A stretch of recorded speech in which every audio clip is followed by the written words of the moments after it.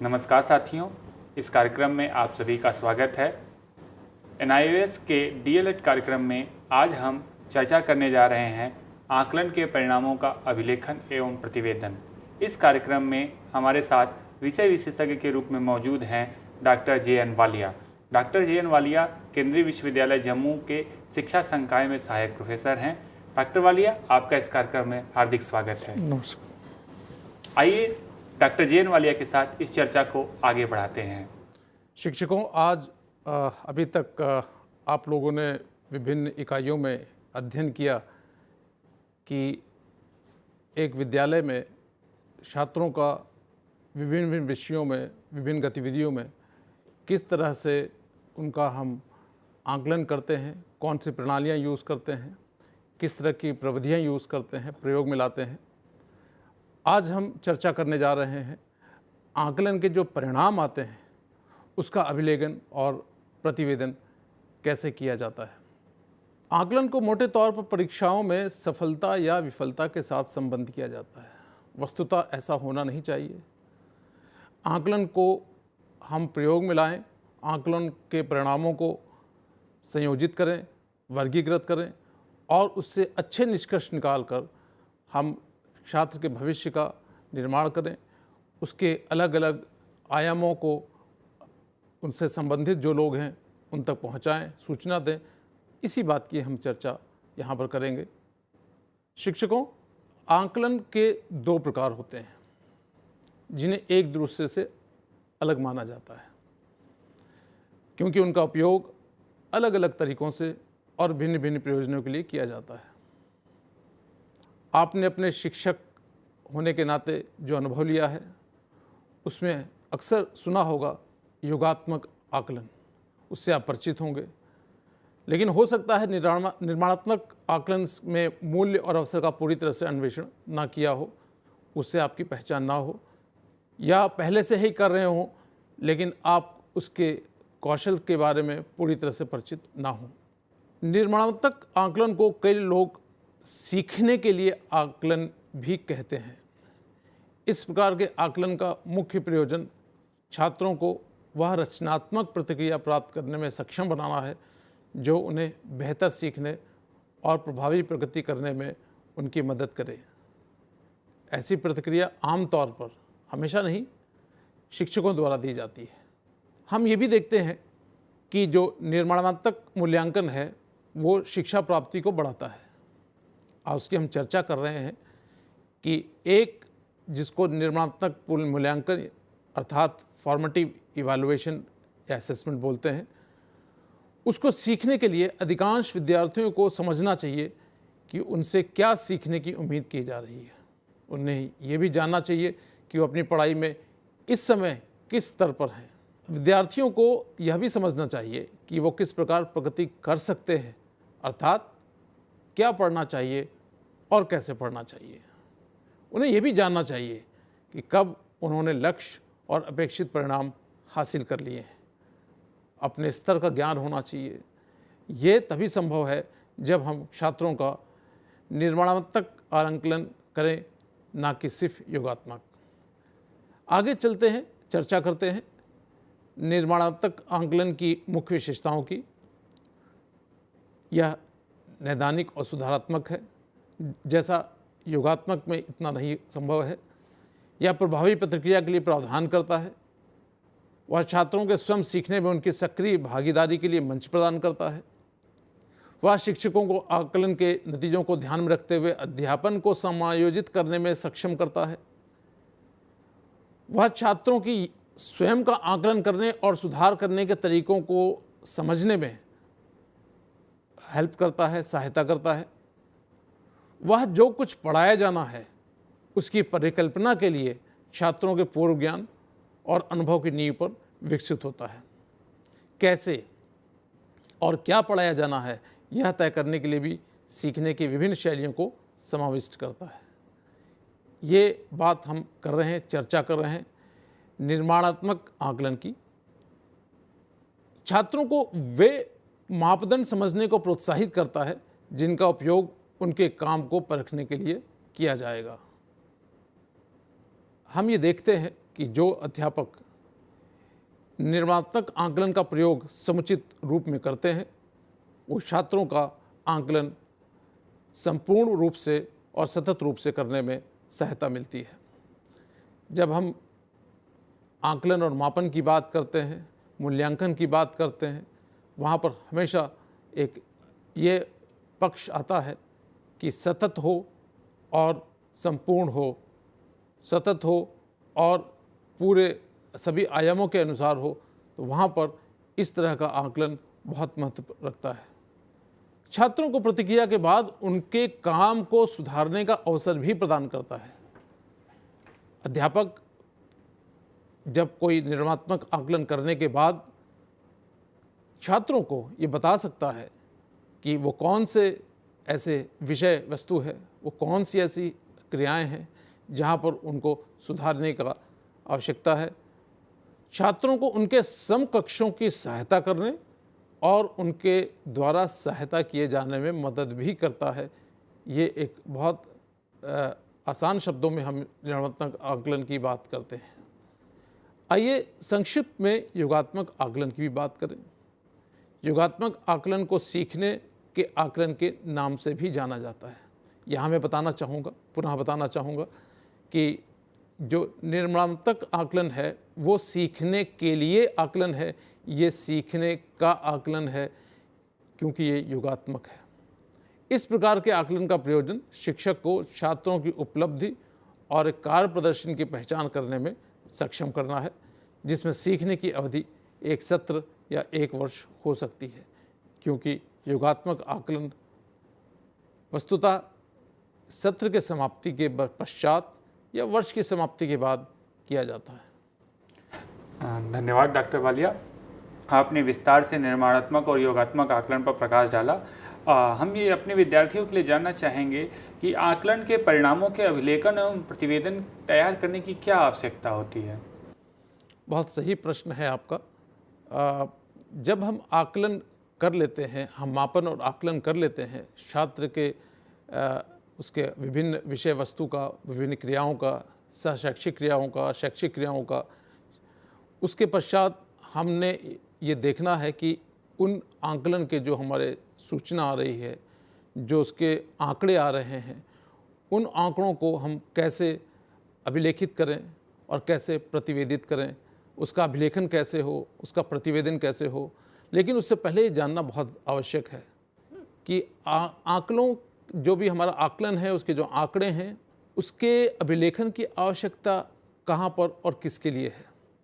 सर्वप्रथम मैं बात करना चाहूँगा शिक्षक के लिए और विद्यालय प्रशासक के लिए, नीति निर्धारक लोग जो हैं, राजनीतिज्ञ लोग हैं, विद्यार्थी एवं माता पिता, परामर्शदाता, इन सभी को आंकड़ों की अभिलेखन और प्रतिवेदन की आवश्यकता होती है। चलिए सर्वप्रथम हम बात करते हैं कि आकलन के अभिलेखन और प्रतिवेदन का लाभ विद्यार्थी और माता पिता को किस तरह होता है। हम सब जानते हैं कि विद्यालय के कार्यक्रम, हर विद्यालय के उद्देश्य होते हैं और उस उद्देश्य के अनुसार हर विद्यालय विभिन्न प्रकार के कार्यक्रम, चाहे वो शैक्षिक हों चाहे वो सहशैक्षिक हों, उसका आयोजन करते रहते हैं। और उन कार्यक्रम के द्वारा बच्चों की क्षमता का, बच्चों के प्रदर्शन का मापन, आकलन और मूल्यांकन भी होता है। विद्यालय कार्यक्रम के उद्देश्यों की स्पष्टता जो भी हमारे आंकड़े हैं उनके अभिलेखन से, उनके प्रतिवेदन से और स्पष्ट हो जाता है। साथ ही साथ बच्चों की क्षमता और कमजोरियों की सूचना भी बच्चों को मिल जाती है कि किस विषय वस्तु में, किस क्षेत्र में, चाहे वो शैक्षिक हो चाहे वो सहशैक्षिक हो, वहाँ पर उनकी क्षमता कम है, कहाँ पर उनकी क्षमता अच्छी है। वो इसकी सूचना के आधार पर अपने लिए वो अवसर भी ढूंढ सकते हैं। लेकिन इसके लिए बहुत ज़रूरी है कि हमारे आंकड़े, हमारे जो आकलन हमने किया है उसके आंकड़ों का अभिलेखन और उनका प्रतिवेदन यानी रिकॉर्डिंग और रिपोर्टिंग समुचित की जाए, जिसका हम आगे चर्चा करेंगे कि किस तरह से रिकॉर्डिंग की जाए, कैसे उसका अभिलेखन हो, कैसे प्रतिवेदन हो। बच्चों को समुचित अवसर दिए जाए जिससे कि वो उन अवसरों का प्रयोग अपनी क्षमता और कमजोरियों का विकास करने में, कमज़ोरियों को हटाने में और क्षमता का और विकास करने में लगाएं। ये भी देखा गया है कि बच्चों में प्रेरणा की वृद्धि भी होती है। जो बच्चे कम प्रेरित होते हैं, अगर उनको सही सूचना दी जाए, समय पर सूचना दी जाए विषय वस्तु के बारे में और उनके दूसरे प्रयासों के बारे में, तो वो उससे ज़्यादा प्रेरित होंगे और उसके अनुसार वो उस प्रतियोगिताओं में या उन जो भी अभिक्रियाएं हो रही हैं उसमें वो पार्टिसिपेट करेंगे और आगे चलेंगे। साथ ही साथ एक बहुत आवश्यक चीज़ है, वो है शैक्षणिक और सशैक्षणिक गतिविधियों में संतुलन और सामंजस्य। उसमें जो हमारे आंकड़े हैं, उनका जो अभिलेखन है, उसका बहुत बड़ा योगदान है। बच्चे और उनके माता पिता ये समझ पाते हैं कि मुझे कहाँ पर शैक्षणिक और सशैक्षणिक गतिविधियों में संतुलन स्थापित करना है, सामंजस्य स्थापित करना है, ये बहुत आवश्यक है। इसी प्रकार शिक्षक के शिक्षक कार्य में या शिक्षण कार्य में आकलन के परिणामों के अभिलेखन और प्रतिवेदन की भी बहुत महत्ता है। शिक्षण कार्य की व्यू रचना और समुचित विधियों के निर्धारण वो आंकड़ों के आकलन या उसके अभिलेखन और प्रतिवेदन के अनुसार कर सकता है। अपने कक्षा कक्ष का समुचित प्रबंधन कर सकता है। कक्षा कक्ष में कौन कौन सी कमियां हैं, उसके अनुसार बच्चों का आकलन होता है। आकलन के अभिलेखन से और प्रतिवेदन से उसको सूचना मिलेगी कि उसकी कक्षा कक्ष में कौन से संसाधन, कौन से अवसर हैं, उनका कब प्रयोग किया जाए, किस तरह प्रयोग किया जाए, उपलब्ध अवसरों में और संसाधनों का समुचित निर्धारण कैसे हो, हर विषय के अनुसार, हर गतिविधि के अनुसार उसका निर्णय भी शिक्षक जो आकलन के परिणाम के अभिलेखन है, प्रतिवेदन है, उसके अनुसार कर सकता है। यह भी देखा गया है कि अगर आंकड़े, जो आकलन के आंकड़े हैं, उनका अभिलेखन प्रतिवेदन अगर समुचित है और अच्छी तरह से समायोजित है, तो बच्चे और शिक्षक के बीच में सामंजस्य भी सही स्थापित होता है। इस पर बहुत से अनुसंधान हुए हैं। यह देखा गया है कि बच्चों और शिक्षकों के बीच में अगर सामंजस्य में कहीं कमी है या संतुलन नहीं है, तो उसके पीछे कहीं ना कहीं कारण यह भी रहा है कि जो हमारे आकलन के परिणाम जो हैं, उनका जो अभिलेखन प्रतिवेदन है, उसमें कहीं ना कहीं पक्षपात या दूसरे कुछ ऐसी बातें आ जाती हैं जिसकी वजह से बच्चे, टीचर और बच्चों के बीच में सामंजस्य में असंतुलन आ जाता है। इसके पश्चात हम यह भी चर्चा करना चाहेंगे कि जो परामर्शदाता हैं, काउंसलर्स जो हैं, उनके कार्य में आकलन के परिणामों के अभिलेखन और प्रतिवेदन की क्या महत्ता है। आजकल आप सभी जानते हैं, हर विद्यालय में, हर एक इंस्टीट्यूट में बात की जाती है परामर्शदाता की, जो कि बच्चे की व्यक्तिगत समस्याओं का समाधान ढूंढने का प्रयास करते हैं। बहुत आवश्यक है कि हमारे पास जो आंकड़े हैं वो अभिलेखित हों, उसके लिए प्रक्रिया एक संयोजित की जाए और प्रतिवेदन उनका पास जो सूचनाएं हैं उसका एक सही रूप में प्रतिवेदन किया जाए, तो उससे बच्चों की व्यक्तिगत समस्याओं की पहचान हो पाएगी। प्रभावपूर्ण अधिगम के द्वारा बच्चों के सामाजिक विकास का सही दिशा निर्धारण कर पाएंगे। वो परामर्शदाता शिक्षकों को, माता पिता को, बच्चे को सही दिशा देंगे, सही उनको फीडबैक देंगे, जिसके अनुसार वो हमारा जो अधिगम है, हमारा जो दूसरी विकास है, उसमें भी प्रभावपूर्ण दिशा निर्धारण किया जा सके। बच्चे के समाज के प्रति दृष्टिकोण एक बहुत महत्वपूर्ण विषय है। उसके समुचित विकास में भी एक बहुत सही कदम है ये, और उसके लिए आंकड़ों का अभिलेखन होना, अभिलेखित होना और प्रतिवेदन होना बहुत आवश्यक है। बच्चों की किसी विशिष्ट समस्या की उपचारात्मक व्यवस्था, ये भी एक बहुत महत्वपूर्ण विषय है, जिसमें कि परामर्शदाता आंकड़ों के अभिलेखन से, प्रतिवेदन से ऐसे निर्णय ले सकता है, ऐसे समस्याओं का कारक जान सकता है, लेकिन उसके लिए सूचनाओं का समायोजित होना, अभिलेखित होना बहुत आवश्यक है। आइए आगे चर्चा करते हैं विद्यालय प्रशासक के कार्य में।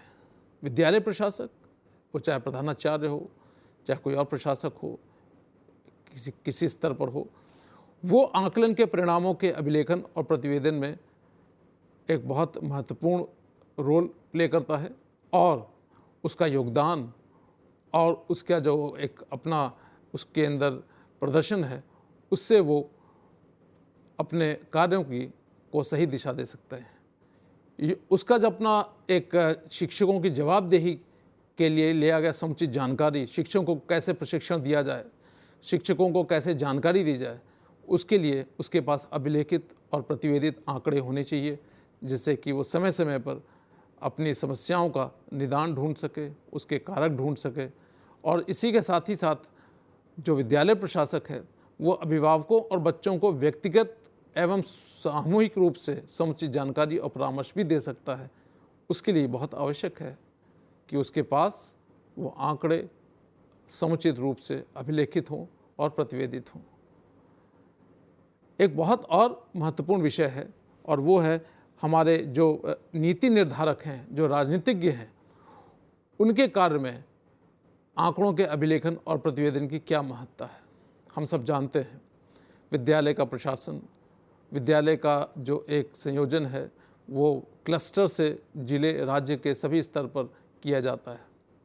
उसमें जो संबंधित लोग हैं, चाहे वो कोई राजनीतिज्ञ हो, चाहे वो कोई नीति निर्धारक हो, चाहे वो प्रशासक हो, चाहे वो जिला कलेक्टर हो, उसके लिए बहुत ज़रूरी है कि उसके पास सही आंकड़े हों, अभिलेखित रूप में हों, जो उसका अभिलेखन हो वो पूर्ण रूप से किया गया हो, उसमें प्रविधियाँ यूज़ की गई हों, उसको प्रयोग में लाया गया हो, जिसकी चर्चा अब आगे हम करेंगे।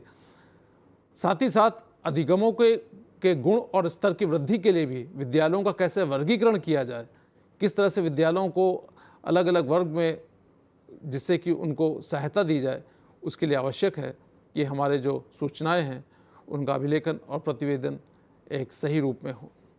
पाठ्यक्रम विकास एवं शिक्षक शिक्षा टीचर एजुकेशन में विस्तृत सुधार की तरफ गतिशील रहने के लिए भी आवश्यक है कि राजनीतिज्ञ और जो हमारे नीति निर्धारक हैं उनके पास सूचना सही रूप में अभिलेखित हो और प्रतिवेदित हो। बच्चों के द्वारा किए गए प्रदर्शन, बच्चों की शैक्षणिक और सशैक्षणिक जो उनकी गतिविधियां हैं वो बच्चे के अनुसार, उसके विषय के अनुसार समुचित रूप से अभिलेखित और प्रतिवेदित होनी चाहिए, जिसका कि प्रयोग पाठ्यक्रम विकास और शिक्षक शिक्षा में भी लाया जा सकता है, जिससे उसमें जो सुधार है वो गतिशील रहे। बहुत ही अच्छे तरीके से डॉक्टर वालिया आपने आकलन एवं प्रतिवेदन की आवश्यकता पर बल दिया। आगे मैं जानना चाहूँगा कि इस अधिगम प्रक्रिया के अभिलेखन को कैसे हम अंजाम देते हैं, किस प्रकार से इसका अभिलेखन किया जाता है, क्या उसकी प्रक्रिया है, इस पर थोड़ा प्रकाश डालेंगे क्या आप? देखिए, अधिगम प्रगति के अभिलेखन की प्रक्रिया कोई जटिल नहीं है, लेकिन एक इसमें बहुत महत्वपूर्ण विषय ये है कि हम जब इसका अभिलेखन करें तो हम ये जान के चलें कि हम जो एक इस परिवेश में जो हमारा आज का जो परिवेश है उसमें हमारे अभिलेखन करते समय कुछ बिंदुओं का भली भांति विचार करना चाहिए। मैं एक एक बिंदु पर अपने प्रकाश डालना चाहूँगा कि अभिलेखन व्यक्तिगत रूप से पूर्ण होना चाहिए। हम जिस भी छात्र का अभिलेखन, उसके आंकड़ों का अभिलेखन करते हैं, जो रिकॉर्डिंग करते हैं, वो पूर्ण रूप से होना चाहिए। जब हम सतत और व्यापक मूल्यांकन की बात करते हैं, कॉन्टिन्यूस एंड कॉम्प्रिहेंसिव इवैल्यूएशन की बात करते हैं, तो ये ज़रूरी है कि हर बच्चे का, हर छात्रा का जो व्यक्तिगत रूप से अभिलेखन हो, उसके जो आंकड़े हैं वो विस्तार में हो।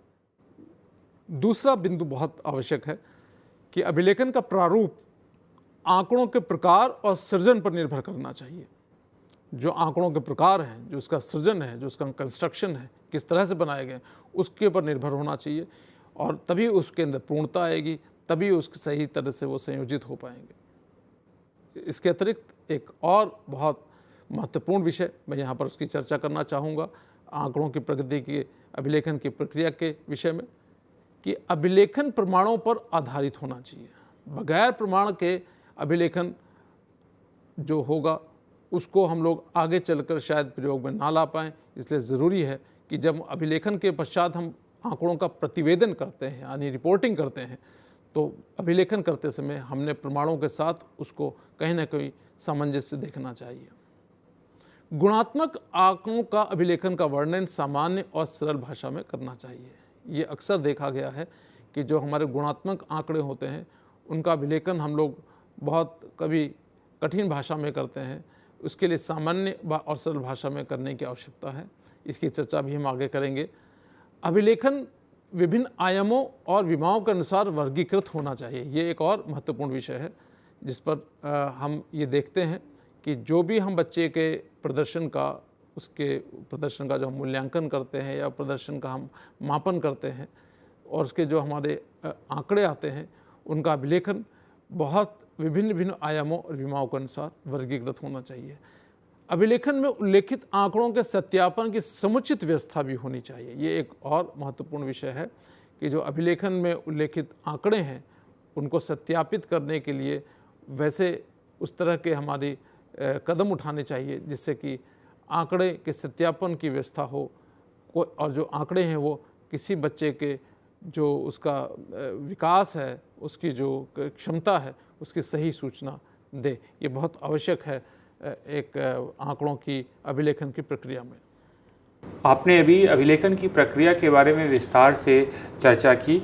इस चर्चा के बाद मेरे मन में एक सवाल उपज रहा है कि अभिलेखित परिणामों का समुचित प्रतिवेदन कैसे करें? देखिए, अब अभी हमने जो चर्चा की है, अभिलेखन की बात की है, आंकड़ों का अभिलेखन यानी उसकी रिकॉर्डिंग, जिसमें हमने अलग अलग प्रविधियाँ बताई हैं कि आज की डेट में हम लोग जब सूचना के क्षेत्र में बहुत आगे जा चुके हैं और हम लोग कंप्यूटर के युग में हैं, तो हम सूचनाओं को जब हम अभिलेखन की बात करते हैं तो हम आज की डेट में आईसीटी को यूज़ करके, कंप्यूटर के द्वारा और वीडियो रिकॉर्डिंग करके, ऑडियो रिकॉर्डिंग करके भी सूचनाओं का अभिलेखन कर सकते हैं। और उसके बाद एक बहुत महत्वपूर्ण विषय जो आपने प्रश्न अभी यहाँ पर उठाया है वो ये है कि परिणामों का समुचित प्रतिवेदन कैसे करें और किन को करें। क्योंकि अगर हम सिर्फ आंकड़ों को अभिलेखित करते हैं और उसको समुचित स्थान पर नहीं पहुंचाते हैं तो उसका जो एक परिणाम है, उसका जो एक असली, उसका जो एक रिज़ल्ट है वो हमको नहीं मिलेगा। तो बहुत ज़रूरी है कि हम इसका समुचित प्रतिवेदन करें और वो सभी संबंधितों को, मान लिया कोई छात्र है, उसकी गणित में कोई एक क्षमता जो है उसके बारे में हमें कुछ आंकड़े उपलब्ध हैं, हमें ज़रूरी है कि हम उसके माता पिता को और उसके संबंधित जो लोग हैं, जो अध्यापक हैं, उसको हम आवश्यकता अनुसार उसको प्रस्तुत करें। इसका प्रस्तुतिकरण बहुत आवश्यक है और प्रस्तुतिकरण उन संबंधित लोगों को जो कि उस सूचना के साथ कहीं ना कहीं जुड़े हुए हैं, संबंधित हैं। और जैसा कि हमने पहले भी कहा कि जैसी हमारे आंकड़ों के परिणाम का अभिलेखन होगा, अगर वो अभिलेखन व्यापक है, सतत है, वर्गीकृत है, तो ज़रूर है कि उसका प्रतिवेदन भी वैसा अच्छा होगा और प्रतिवेदन भी उनको आवश्यक है देना जो कि उसके साथ संबंध रखते हैं, चाहे वो डायरेक्टली उनसे साथ जुड़े हुए हों, चाहे जिस तरह से जुड़े हुए हों। परिणामों का स्पष्टीकरण होना चाहिए। ये एक बहुत महत्वपूर्ण विषय है कि परिणामों का स्पष्टीकरण होना, जब हम उनको प्रतिवेदित करते हैं तो अगर उनमें स्पष्टीकरण नहीं होगा तो प्रतिवेदन में समस्या आएगी और असली लोगों तक वो इन्फॉर्मेशन नहीं पहुंचती और इसलिए उसका विश्लेषण, क्योंकि प्रतिवेदन के बाद आंकड़ों का विश्लेषण होता है और वैसे ही निष्कर्ष निकाले जाते हैं, तो उसके आंकड़ों के प्रतिवेदन अगर ठीक तरह से नहीं होगा तो कहीं ना कहीं उसके निष्कर्ष में और उसके जो विश्लेषण है उस पर उसका फ़र्क पड़ेगा। अभी हमने चर्चा की परिणामों के स्पष्टीकरण की। परिणामों का स्पष्टीकरण होना बहुत आवश्यक है। स्पष्टीकरण से ही उसका सही रूप में प्रतिवेदन हो पाएगा, संबंधित लोगों तक पहुंच पाएगा। इसके अतिरिक्त मैं यहाँ पर एक और चीज़ पर प्रकाश डालना चाहूँगा कि परिणामों का तुलनात्मक विश्लेषण प्रस्तुत करना बहुत आवश्यक है। मैं एक उदाहरण के साथ इसको प्रस्तुत करना चाहूँगा कि एक विद्यार्थी जिसके मान लिया विज्ञान में 50 नंबर आए हैं 100 में से, उसके लिए 50 नंबर 100 में से है और अक्सर ये होता है कि ऐसी ही सूचना प्रतिवेदित की जाती है, ऐसी ही सूचना अभिलेखित की जाती है और ऐसी प्रतिवेदित की जाती है अध्यापकों को और उसके माता पिता को या उससे संबंधित लोगों को। हम ये नहीं बताते हैं बच्चे को कि उसकी अगर 100 में से 50 नंबर हैं तो ऐसे उसकी क्लास में, कक्षा में ऐसे कितने बच्चे हैं जिनके मार्क्स, जिनके नंबर, जिनके प्राप्तांक जो हैं वो 50 से कम है, कौन उसके करीब हैं, इतने कौन से बच्चे हैं। अर्थात जो आकलन के आंकड़े हैं उसका प्रतिवेदन में तुलनात्मक विश्लेषण बहुत आवश्यक है और बच्चे तक, उसके माता पिता तक विश्लेषण पहुंचना चाहिए और तभी उसका एक सफल प्रयोग हो सकता है। साथ ही साथ ये भी बहुत आवश्यक है कि परिणामों की जो उपयोगिता है उसकी समीक्षा बहुत आवश्यक है। जो भी हमारे परिणाम आते हैं उसका जो हम प्रतिवेदित करते हैं तो उसको विद्यालय के लोग, प्रशासक, अध्यापक और साथ ही साथ बच्चों के माता पिता बैठकर उसकी समीक्षा करें और उससे सही निष्कर्ष निकालें, जिससे कि बच्चों की क्षमताएं जो हैं, उनकी कमज़ोरी हैं, उसकी पहचान हो सके और सभी बच्चे एक सही दिशा की तरफ बढ़ सकें। डॉक्टर JN वालिया ने हमारे साथ आकलन की प्रक्रिया, प्रतिवेदन और अभिलेखन पर विस्तार से चर्चा की। हमारा ज्ञानवर्धन करने के लिए डॉक्टर वालिया का आभार और धन्यवाद। धन्यवाद।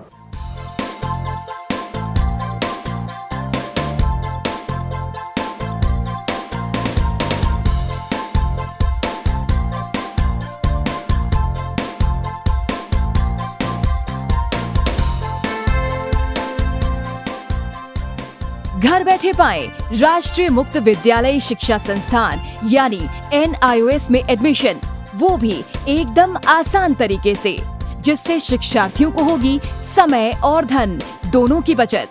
NIOS से शिक्षा कभी भी कहीं भी। शिक्षार्थियों, क्या आप जानते हैं NIOS में एडमिशन लेने का सरल और सुगम तरीका, जिससे शिक्षार्थियों को ऑनलाइन प्रवेश लेने में सहूलियत मिलती है। NIOS में प्रवेश की प्रक्रिया पूर्णतया ऑनलाइन है। शिक्षार्थी घर बैठे इंटरनेट द्वारा प्रवेश के लिए सबसे पहले NIOS की वेबसाइट www.nios.ac.in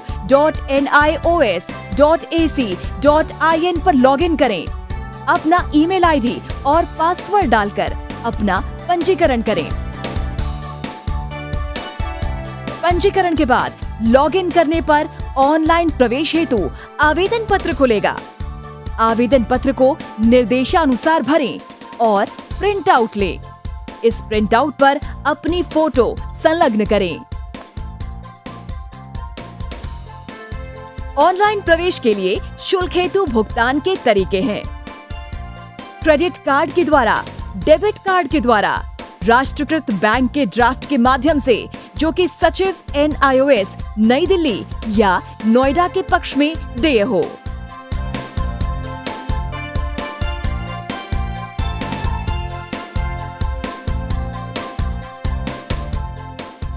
भरे हुए आवेदन पत्र के साथ साथ डिमांड ड्राफ्ट और संलग्न किए जाने वाले दस्तावेज हैं: जन्म रजिस्ट्रार के जिला कार्यालय से जारी जन्म प्रमाण पत्र की सत्यापित प्रति, जिसमें जन्म तिथि अंकित हो, पिछले विद्यालय से प्राप्त विद्यालय छोड़ने का प्रमाण पत्र, जिसमें आवेदक की जन्म तिथि लिखी हो।